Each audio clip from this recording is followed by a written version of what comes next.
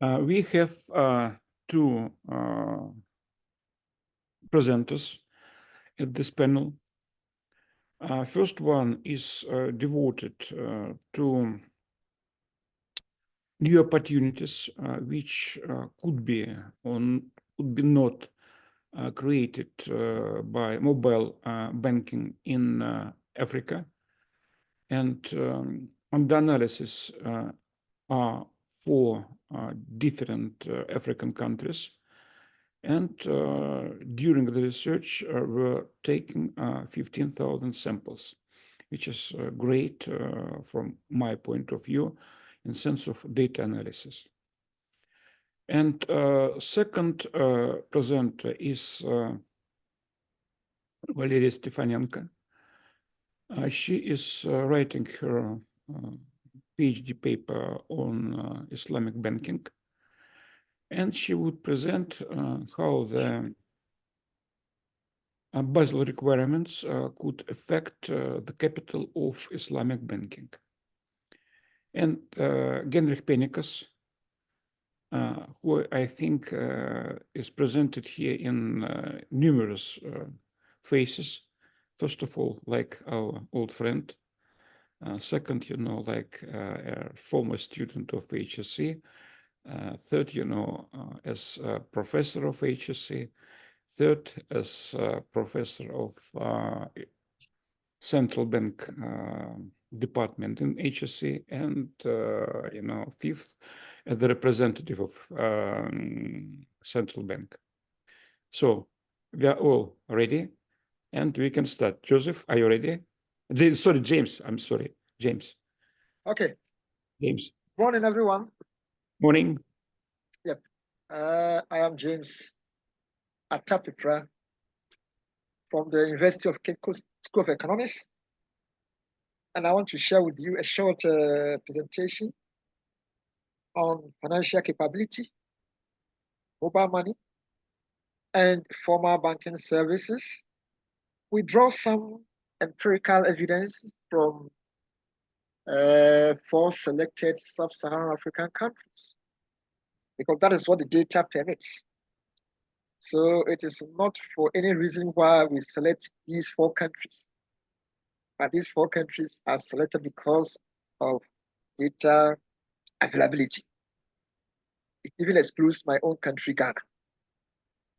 Let me thank the organizers of this event, Reading on Economics and Finance, honoring the memory of Yevgeny Yassin on this day, 25th of April, 2024. I'm very grateful. And this is the outline of my presentation. For a long time, mobile money and financial inclusion, they have been heralded as a tool for reducing poverty, as a tool for inclusiveness, as a tool for achieving the SDG 1. That is, leaving no one behind, zero poverty, and so on and so forth. At the same time, formal banking services have also been, doing well across Africa. If you look at the African landscape, you realize that the banking sector is expanding. The financial sector of African economies is dominated by the banks. So what it means is that banks are trying to reach out to more customers. So, but the major problem is that we have more banks compared to institutions in the capital market. So what it means is that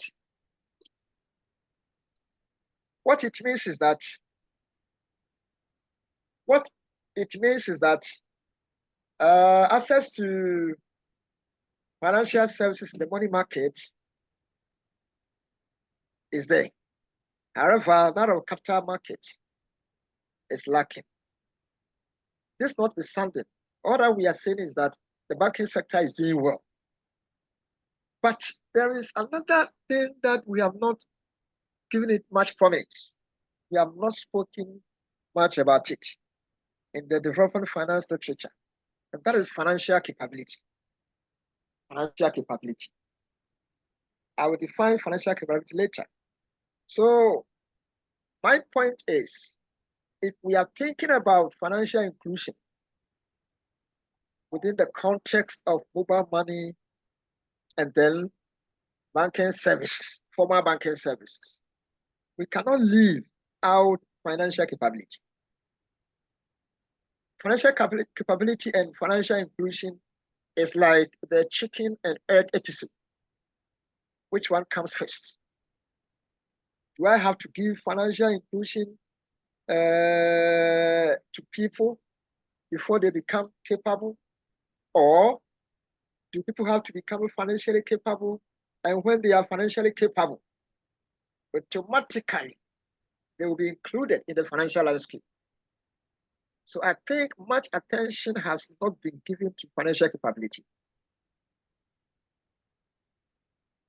Yes, recent papers have looked at mobile money and financial services on performance, and a number of them a lot.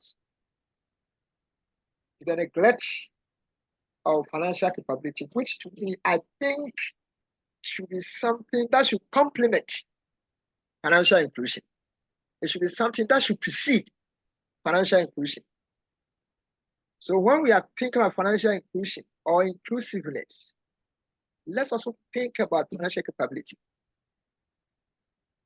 Those elements that we think are promoting financial inclusion, what can we do about them to promote financial capability? So this is the whole issue. This is what I'm going to talk about today. Financial capability, this definition is by the World Bank. Internal capacity to act in one's best financial interest, given that there are some socioeconomic and environmental conditions. And what does it encompass? What is it made up of? Knowledge, attitude, skills, behaviors of consumers with regard to managing their resources and understanding, selecting, and making use of financial services that fit their needs. So you see that if somebody is financially capable, we'll not be worrying ourselves with financial inclusion. Look at the definition, the elements that go into financial capability. If somebody is financially capable, we will not be worrying ourselves with that. Now, if we look at financial inclusion, individuals and businesses have access to useful and affordable financial products, so that meet their needs.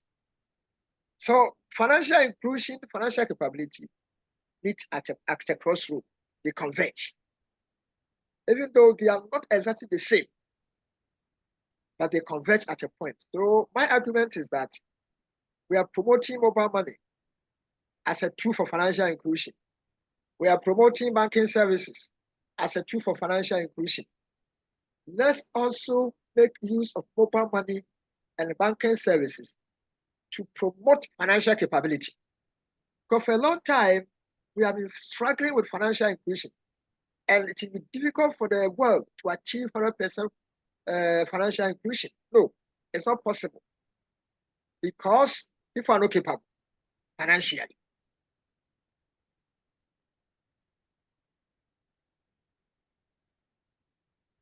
In terms of financial capability, what are we thinking about? Are we thinking about formal banking services or mobile money? But we should also understand that when there's no formal banking services, mobile money cannot work. In Ghana, for instance, there is a new dimension that we call it interoperability. Interoperability, which started a couple of years or so ago. Now, what it does is that everybody is able to link their mobile money account to their bank account. So we can transfer money from mobile wallet to your bank, and then you can also transfer money from your bank to your mobile wallet. It was not something that we knew of it. I know that in advanced countries, this has been there for a long time, but in our part of the world, this is a new development. So we realize that if we say that formal banking services are not important, if we don't develop it, if we don't take good care of it, it means we cannot even use mobile money as a tool for achieving financial inclusion.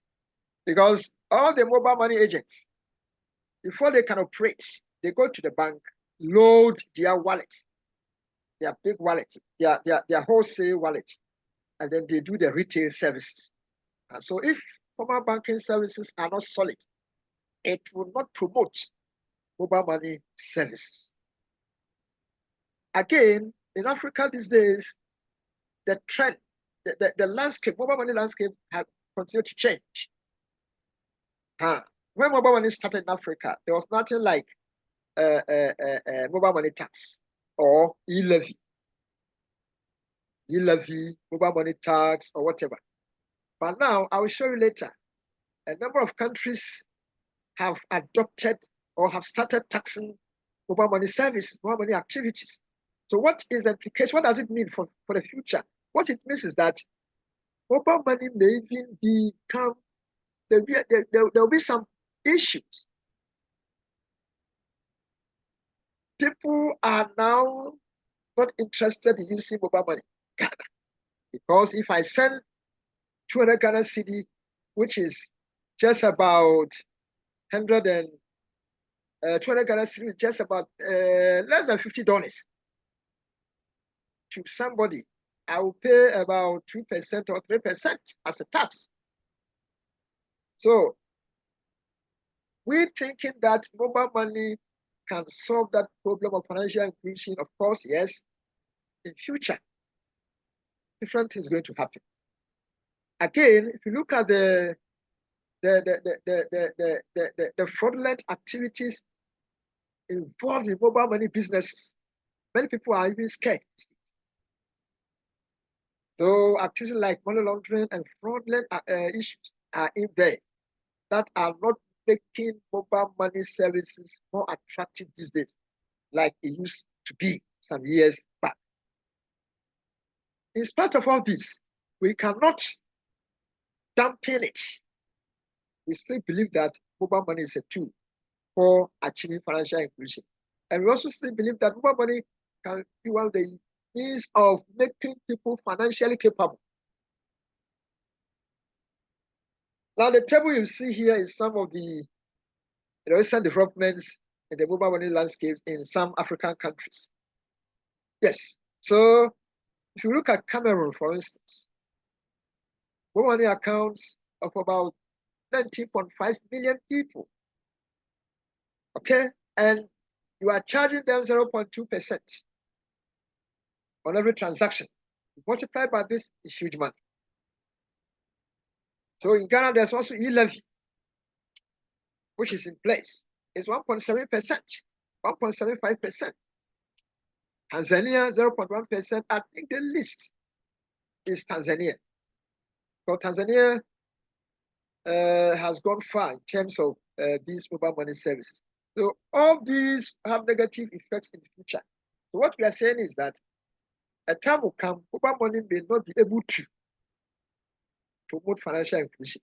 A time will come, mobile money may not be able to deliver the kind of expectations that we have for it. In terms of the banking sector, African banking sector has developed. It's just a few of such countries. Kenya, Tanzania have they have a robust banking sector. For example, from July 2020, between 2003 to 2020, you know, the licensed banks has increased to 25. Basically, one government bank and then the rest are private. And then Tanzania, over 46 banks that are privately and foreign owned. So this tells us that yes, the banks are doing well in Africa. In Ghana, we have over 36 commercial banks that are doing business, reaching out to people in every part of the country. In terms of mobile money services, okay, Kenya has 4 big mobile money service providers: Safaricom, Airtel, Isa Telecom, and then Telecom Kenya, or the Orange.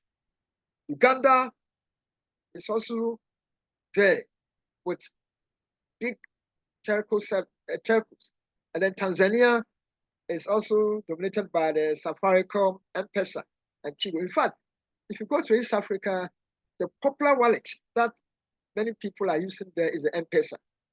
And it has served so many people in remote areas for a long time.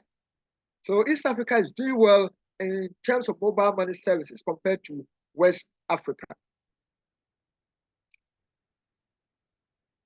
So what is the issue? I think I've said it already. That mobile money and formal banking services are catalysts of financial inclusion.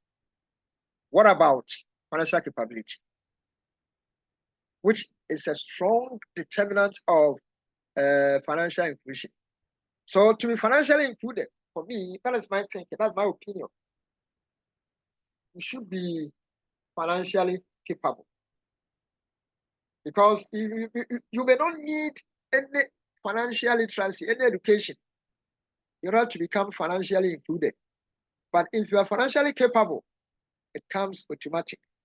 So the question that I'm asking myself this morning is, what will be the role of mobile money and formal banking services that will serve as a catalyst for financial capability? And mobile money services and formal banking, which one will influence financial capability more? And how does this picture look like across gender? How does the picture look like across location?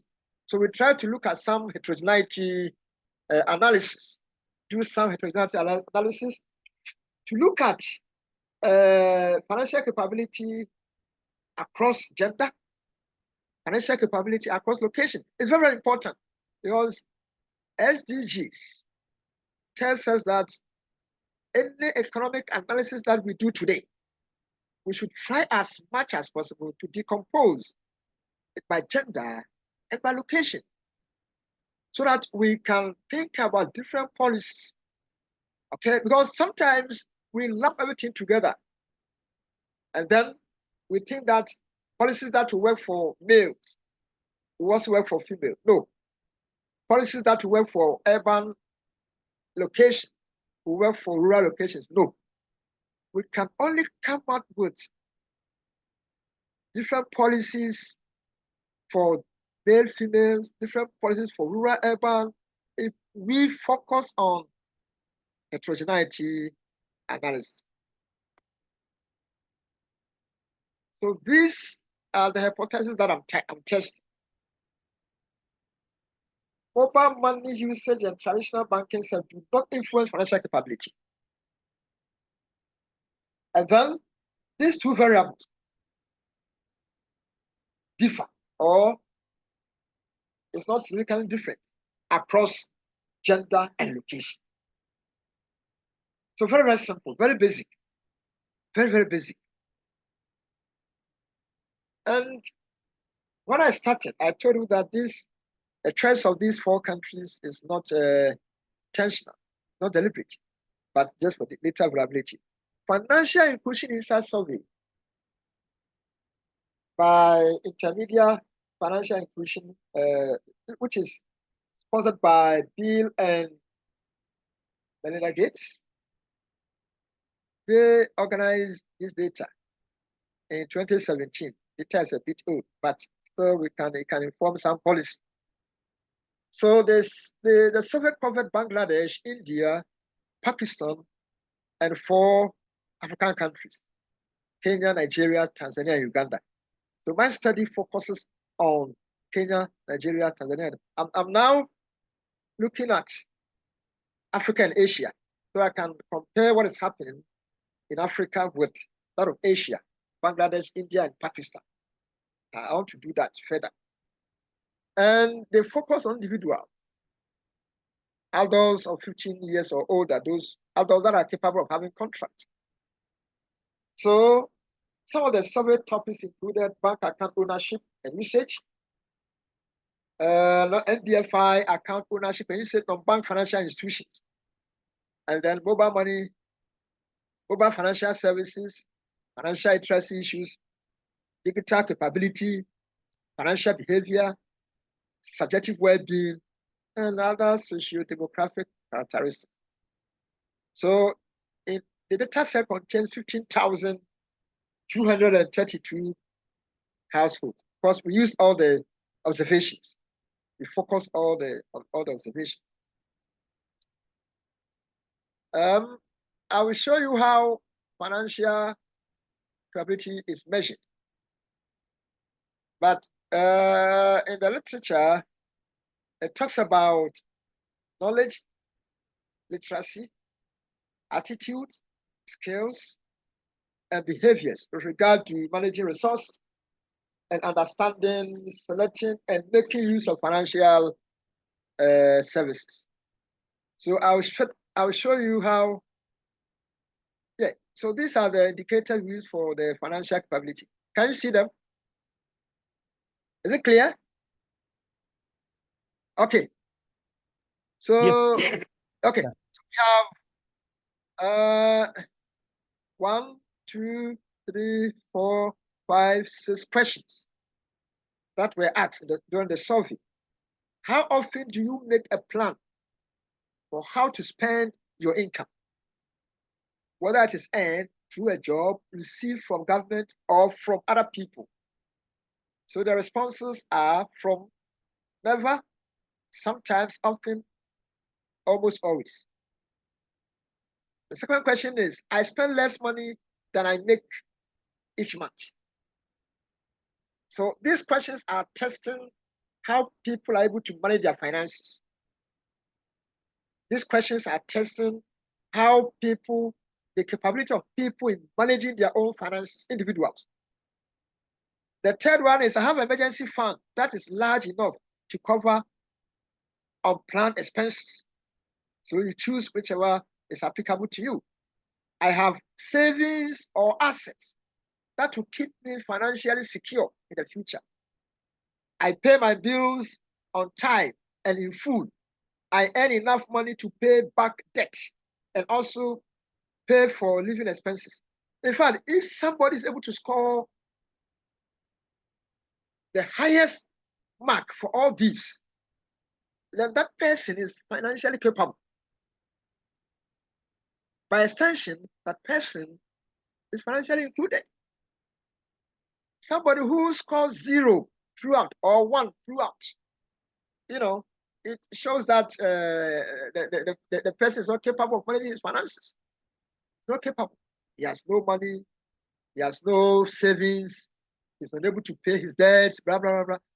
And by implication, it means that this person is excluded from the financial system.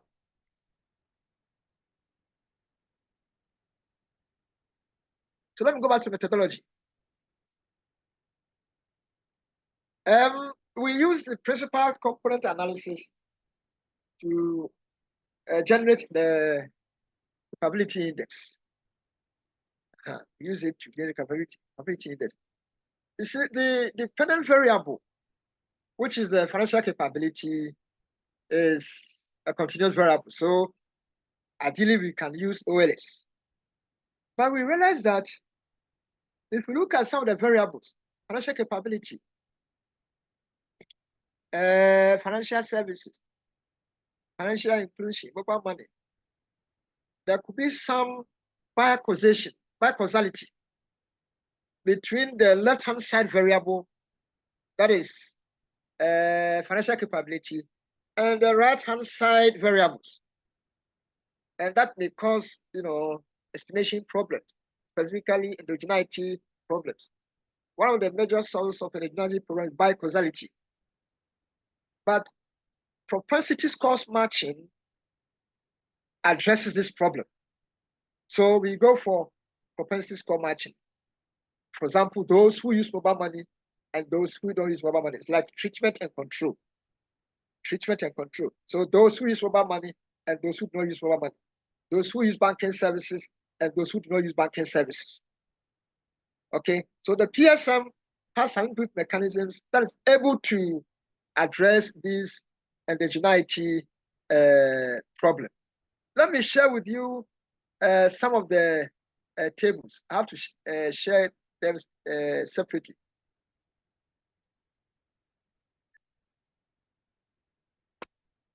So I'm sharing the descriptive statistics.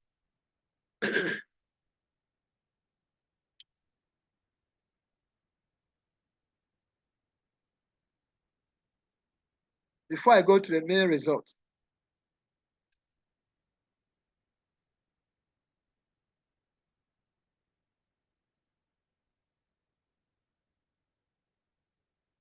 Okay, so let me unshare this and share the other one, descriptive statistics.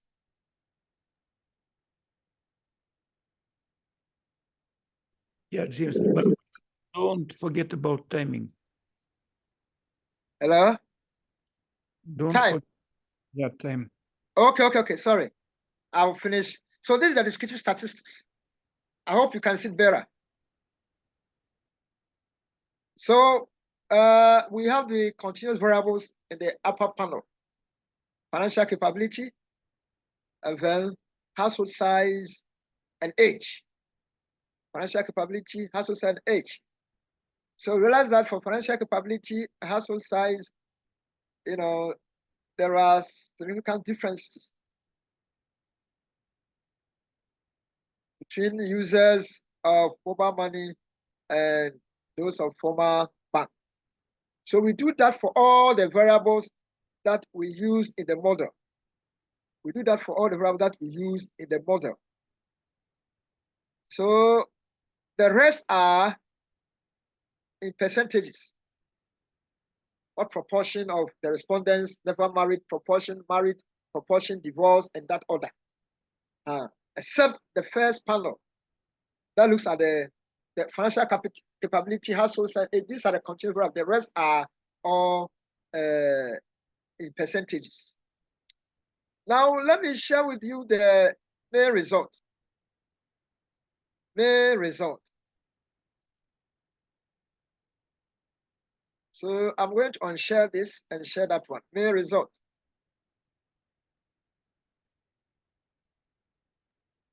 Yes.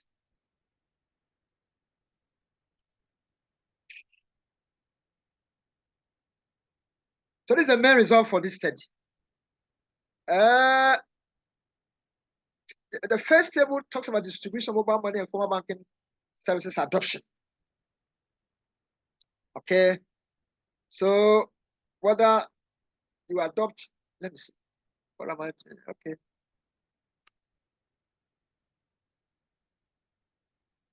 Okay, I think I'll share this one. Let me go to the main. So let's look at this one. Table 2. Effect of access to these financial services on financial capability. So we interpret the propensity scores matching.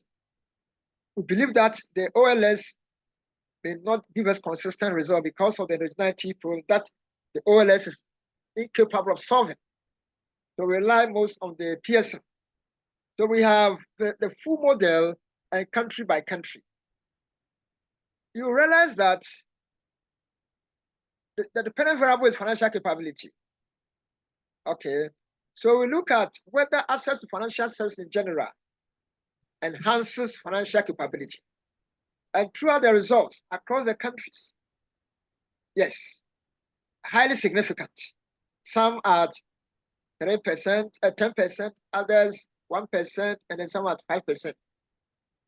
But what is intriguing here is in which country is the use of financial services more powerful in influencing financial capability. So we check the country with the highest coefficient, and that country, I think, is That country is Uganda, with coefficient of 0.482. And the list is, I think, Uganda has the highest, and the list is 304,258, 280. The list is Nigeria with 0.280. Okay, the list is Nigeria. So maybe I don't know. Nigeria financial sector has developed, but you see, Nigeria is a very big country, a population of about 300 million, and there are a lot of financial malfeasance, financial issues, frauds and other things in that country. So maybe that is why access to financial services is not making people more capable. I don't know, but that is what I'm thinking. Maybe we have to look into it further. And then the next result I want to share with you is the effect of mobile money and formal banking services or traditional banking services. Effect of mobile money and formal banking services. So for the mobile money, our base category is no, I don't use it. And then with reference to those who don't use it. So that's how we interpret it. The base variable, the mobile money, the question was, do you use mobile money or not? Yes or no. So there are two categories. And then we use the no as a base. So that we are discussing this result with reference to those who do not use it. Given that some people don't use it, what happened to those who use it? The same thing also applies to the banking services. Do you use it or not? Here also, the base category is no, I don't use it. So reference is made to those who don't use it. And they will look at what happens to the those who use it. And here for the mobile money, you realize that the country with the highest impact. James, please go to conclusion. Please? No, the time limit is 15 minutes. You are already speaking 33. It's time, eh? Time was over 15 minutes ago. Okay, so I have to stop, right? Just come to conclusion and stop. Okay. So what we are saying is that the country with the highest impact is I think is Uganda. Again, Uganda with coefficient of 0.395. So this confirms the earlier table that I showed you. And then, we look at the heterogeneity effect. So look at the male and female samples. And then male and female samples by countries. You realize that across the countries, impact is higher for males compared to females. Impact is higher for males compared to females. So that old story of gender disparity in access to financial services still persists. So we haven't done much as a world. We haven't done much. And then we come to the location, urban and rural. And here too, the main story is that the impact is higher for those in urban sample compared to those in the rural sample. So here too, it tells us that, well, people in the rural communities are disadvantaged when it comes to access and use of financial services. And for that matter, their level of capability is likely to be low. So the take-home message from this presentation is that indeed,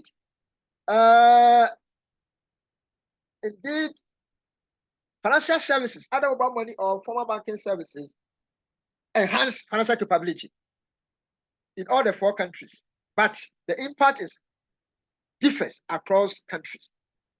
Again, Formal banking services, you know, the effect is stronger in Kenya. And the mobile money, the effect is stronger in Uganda. Estimates are also higher for men compared to women, which confirms existing literature. And then financial capability is also higher for urban dwellers compared to rural dwellers. So what should we do? What should we do? The need for promoting formal banking services is very important, as well as mobile money services is very, very important. Again, we should also not always focus on financial inclusion, but let's also look at financial capability. So the next step that I want to take this paper to is to look at James, the link. I'm asking you this. Financial inclusion, financial capability. Yes, it's very difficult because of the high correlation between the two. James, but we shall try as much as possible to work on that. Thank you very much. Thank you for your audience. Thank you very much, James, but, please, respect the time in future, okay? Before providing floor to Heinrich, I would like, to ask you, I am representing so-called also. Please, could you explain me, from your point of view, is there any fundamental difference between mobile banking and traditional banking? Mobile money and what? Yeah. And traditional banking. The mobile, let us call it mobile money and traditional banking. Is there any fundamental? They are different. Vasily, they are very different. Traditional banking, very formal. So sometimes you have to walk to the banking premises, the banking hall. Traditional banking, you need to register with documentations, ID card, passport pictures, all sort of things before an account will be opened for you. I'm talking about the experiences from my part of the world. Maybe the advanced countries, it might be different. Mobile banking is less cumbersome. Mobile banking is the bank for people where there is no bank. Mobile banking is not undertaken in physical premises. Mobile banking is where I send money from my mobile phone to my mother in the village. She receives a message. Your son has sent you 300 Ghana cedi. She walked out to the mobile money agent, and then the agent will cash the money for her. So in mobile money operation, there's what we call cash in, cash out. You don't need any teller. You don't need any cashier. You don't need any documentation. Once you buy a mobile phone, you register your SIM, you are ready to use mobile money. Mobile money offers similar services as the banking services, but the banking services is an advanced form of financial services. So even the uneducated people, illiterates, can even make use of mobile money. In our part of the world here, those who never had the opportunity to go to school, the uneducated, they are even afraid to enter the banking hall. They're even afraid to go to the banks because they think the banks are for formal workers. Vasily, I think I have explained it. Are you okay? Thank you very much. Василий Михайлович, would you allow me discussing both papers after the second presentation? Sure. Just any questions? Anybody has it? No questions? Okay, so next on the floor is Valeria Stefanenko with capital requirements for Islamic banking. So Valeria, you're welcome.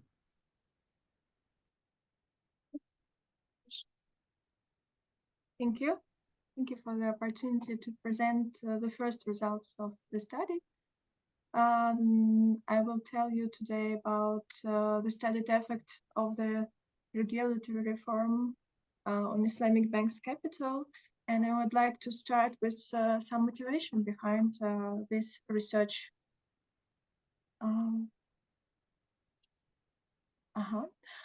So first of all, in Russia, we see now a lot of discussions, talks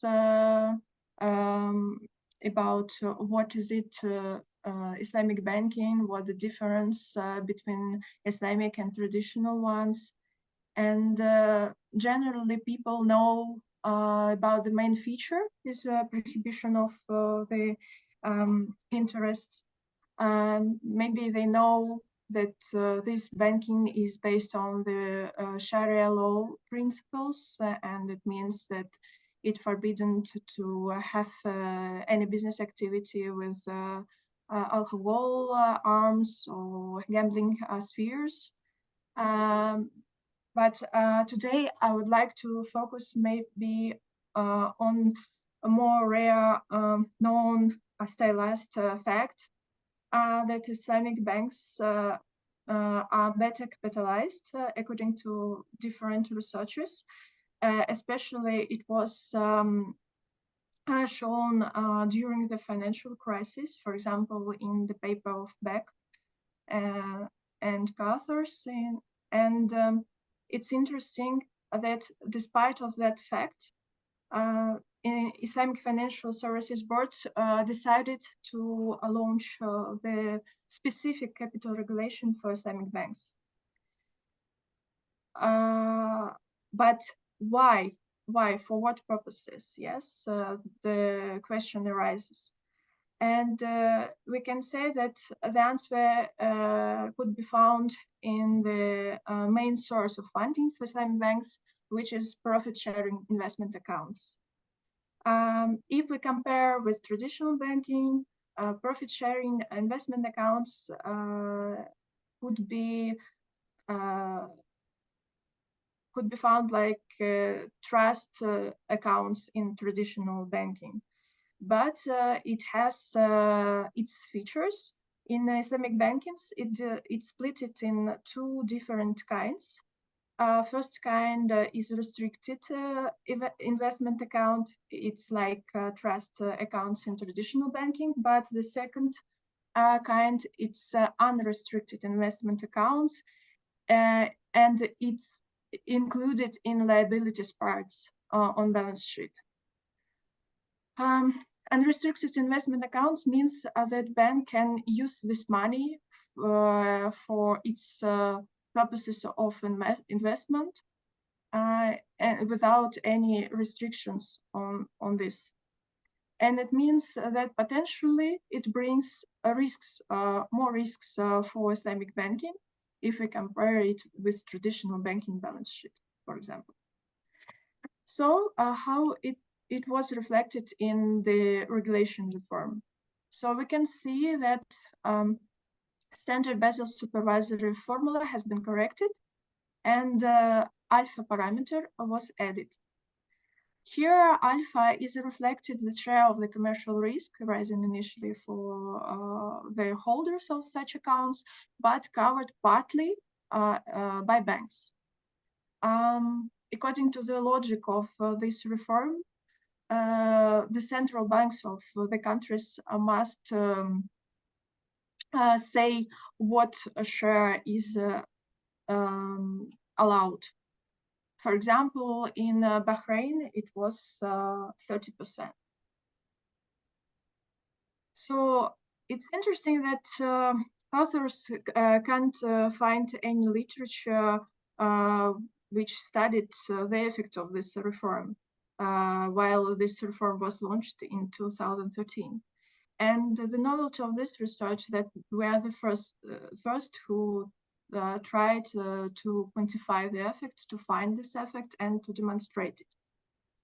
A few words about data. It was downloaded from S&P Capital IQ database. Period for data 2006-2020. We have 11 countries. Most of them it's Southeast Asia and Gulf Cooperation Council. And we have 64 banks.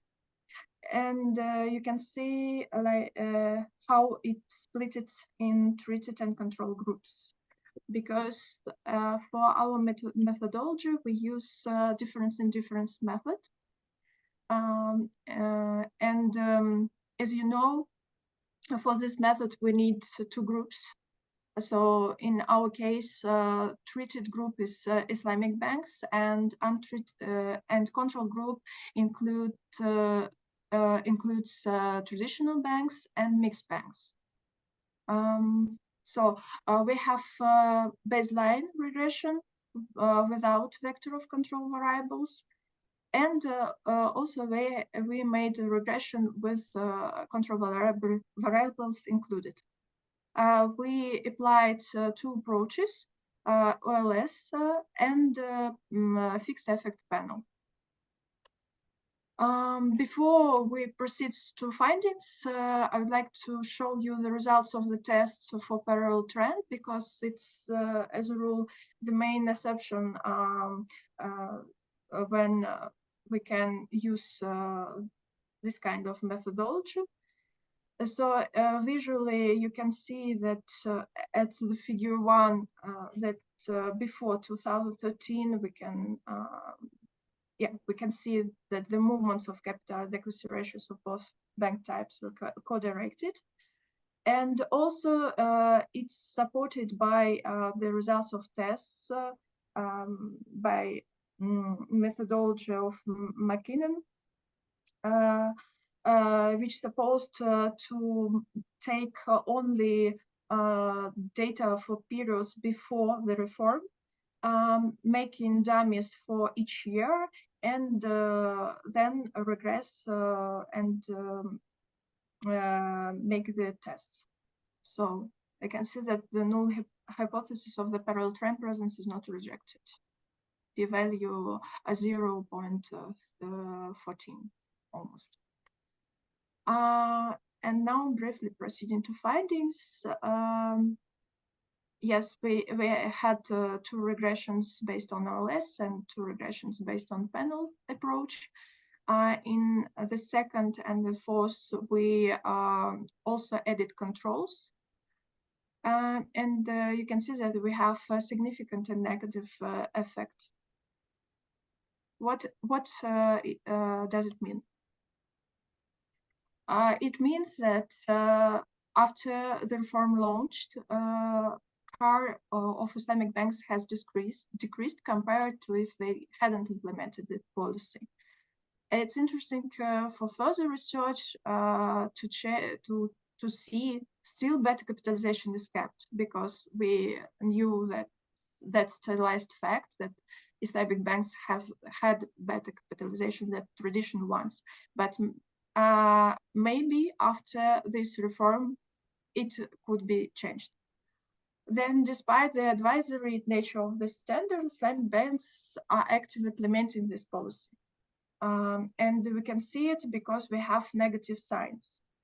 As you remember, in the formula, the alpha parameter here, it means that it should decrease the CAR. So we can see that it does. It's interesting to see in further research why despite the advisor nature of the standard, Islamic banks decided to apply this standard. And to sum up, our findings may be useful to Russian regulators in matters of risk management of Islamic banks in the context of ongoing experiment for partnership financing, which now we have in Russia from September until 2025. So thank you. Valeria, thank you very much. Anybody has any questions?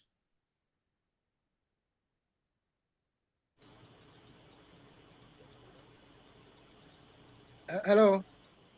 Yes. Yes. Vasily, I want to find out from Valeria why she thinks that the Islamic bank capital adequacy ratio decreased. Is there any, beyond this research, can you tell us some factors that might have contributed to that? You mean what factors else? Yeah, the capital adequacy ratio. It is this capital adequacy ratio that sustains the banks. So if it has decreased, then what is happening in the Islamic banking sector? So if I understood you correctly, you mean that could be other factors that influence on decreasing. Sure. Yes. Yeah, because that's why. Sorry, yes. Valeria, sorry. Regression doesn't tell it all.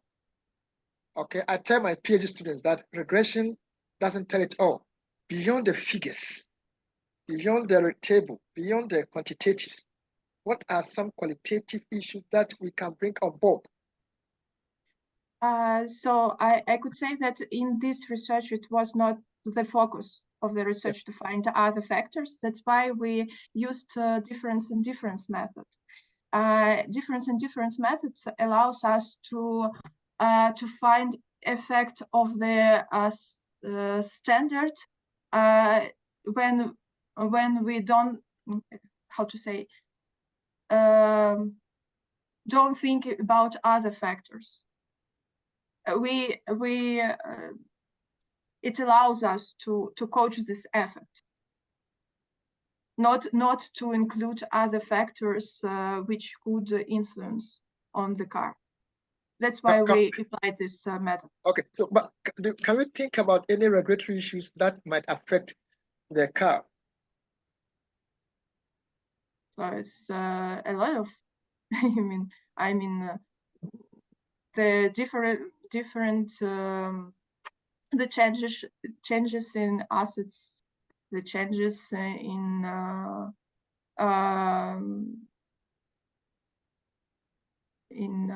markets.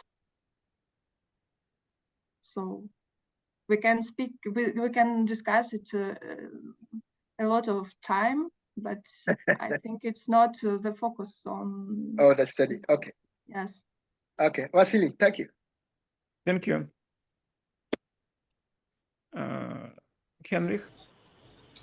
Well, thank you. Let me try sharing the demonstration, sharing the presentation.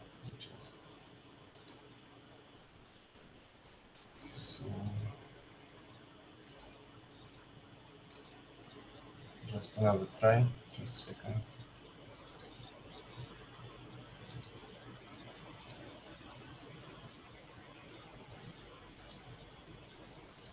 Just a second, it doesn't. I will close all the redundant folders. Just try. Now it's here. So, do you see the presentation? Yes, we can. So, I would like. Oh, just sorry.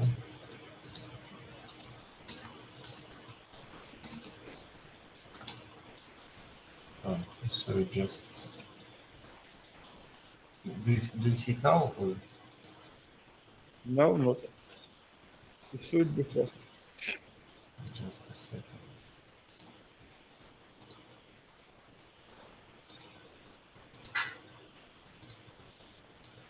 So now it should work. Now it should work. And primarily, thank you for the opportunity to act as the discussant on this panel. So let me first tell that it will be their own position. It doesn't reflect the position of the Bank of Russia. So what I would like to first of all tell, so there were two papers presented today. So that of James and of Valeria. So let me first compare them and then maybe suggest a couple of ideas that might be of use. So James dealt with financial capability, as he said, with mobile money, Valeria with Islamic. And by the way, do you see my pointer? Yes. Yes, we can. Thank you. Yep. So Valeria dealt with the regulation of Islamic banking. Formally, the objective of James was to study like causes and consequences. So what drives the financial capability and what is its consequence, whether it promotes growth or not, as I understand. Valeria wanted to identify what's the reaction by banks to such a regulation. Formally, at least as it was presented, the tool is econometric and both deal with the treatment ethics with a couple of differences. So this is, as James said, he employed probability score matching.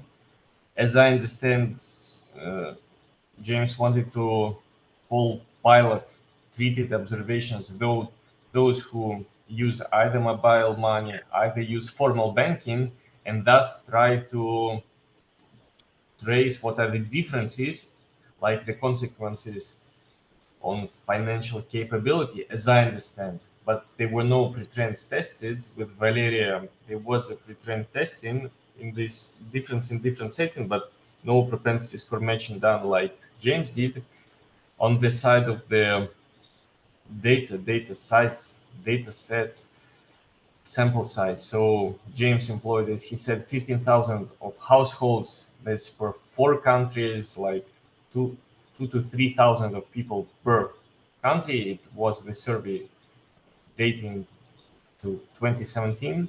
There were 900 observations, bank year observations for Valeria for like 15 years. What is the key findings? Like, as I understand, that formal banking is more important. There are some gender differences, like men are more prone to using formal banking. As for Valeria, she said that capital adequacy dropped. So banks, they do react, though it is still not mandatory for some countries.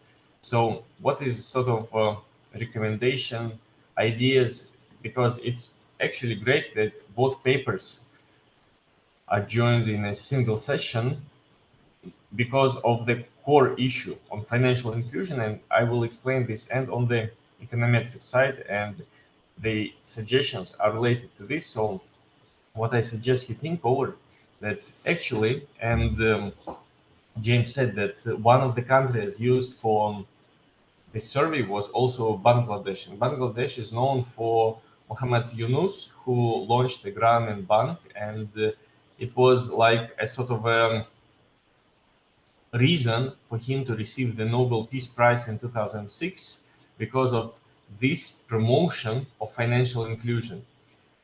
The challenge is, though financial inclusion becomes more popular, the question is, why did Bangladesh, which is associated to promoting financial inclusion, didn't prosper that much, like, for instance, Singapore did? And the idea, which is not often discussed, is that there are money supply issues. So, for instance, when you inject money in the short run, you have a boost in economic prosperity, but in the longer run, you don't have. This is exactly what was described in the Prices and Production by Hayek, like 100 years ago, but is mostly forgotten nowadays. So this is what's known about this money multiplier. Some people say it doesn't exist, but it exists. The reason is that there are limits to this capital adequacy ratio, what Valeria presented, and also the impact of the proportion of cash or cashless payments. So what is the idea? What links both studies? That Islamic banks actually, by their essence, they supposedly do not offer the opportunities to create money in the baseline setting, as they should not use speculation leverage. So they should only use these investment accounts, not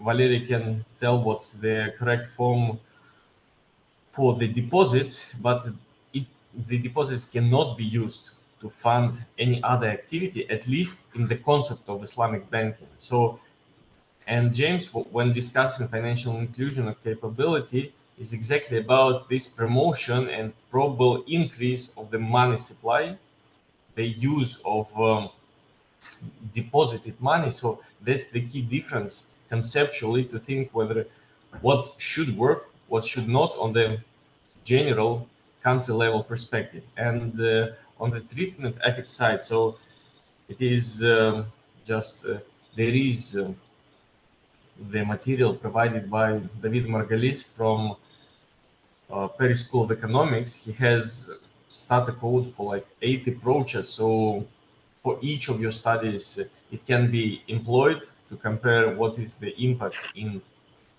both cases, either for the financial capability or for Islamic banking. If you need any help, just let me know. So this can be done, but overall, would like to thank you. If need, can make any comment on this. Thank you. Thank you. Thank you very much for your comprehensive analysis. And I would like to ask James and Valeria, do you have anything to reply?